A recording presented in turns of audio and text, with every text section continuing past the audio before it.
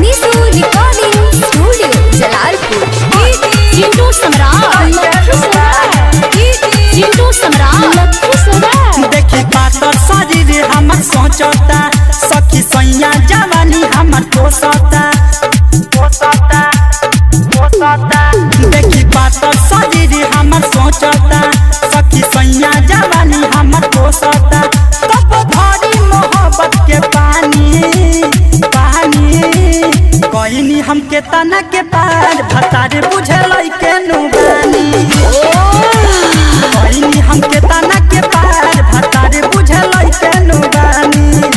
बर्दाश्त हो जाई। भतारे बुझल के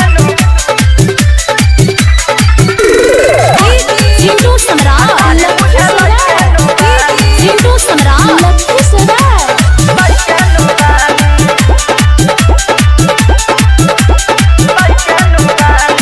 दूध में हॉर्लिक्स मिला के अपने हाथे पियावेला मुर्गा मछली रोजे लिया के अपने हाथे खियावेला दूध में हॉर्लिक्स मिला के अपने हाथे पियावेला मुर्गा मछली रोजे लिया के अपने हाथे खियावेला कहे जइबू मोटाई मजा खूबे हो आई सुहाग रात के ना मनल कहानी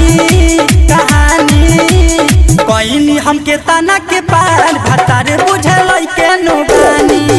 जो होने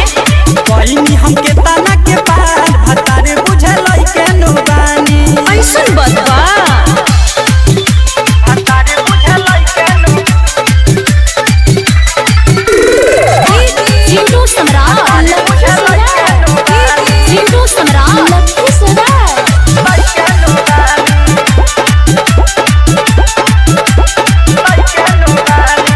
पियऊ गोल्डन सुबास हमके बुझतावे शरीफ हो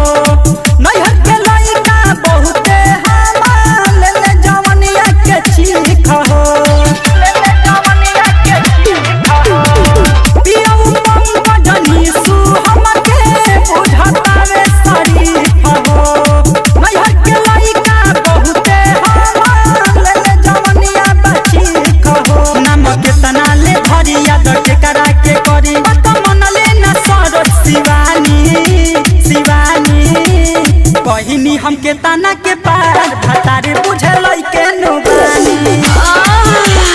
कहनी हमके तना के पार भतारे बुझल के नुबानी अच्छा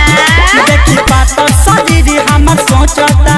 सखी सैया जवानी हमर पोसता तब भरी मोहब्बत के पानी